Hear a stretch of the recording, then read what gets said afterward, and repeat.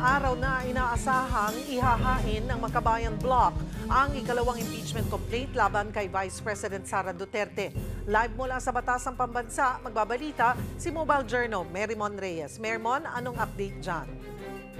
Cheryl, inaasahan ngayong hapon ang pagdating na nasa 50 representatives mula sa iba't ibang mga organisasyon at concerned citizens dito sa Batasang Pambansa.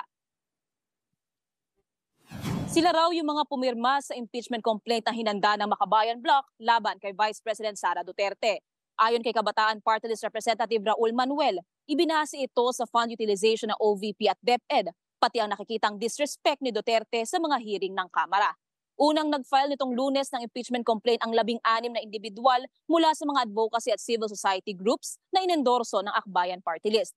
Culpable violation of the Constitution, graft and corruption, bribery, betrayal of public trust, at iba pang high crimes ang grounds for impeachment ni Duterte.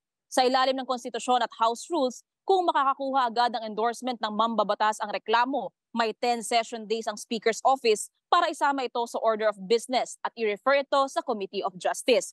Pagkatapos niyan, may 60 session days ang komite para isubmit ang report at rekomendasyon na pagbobotohan ng plenaryo. Kailangan ng 1/3 votes ang complaint bago ito matransmit sa Senado bilang impeachment court.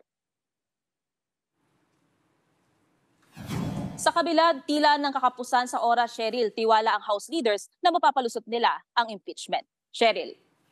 Maraming salamat, Mobile Journal Merrimon Reyes.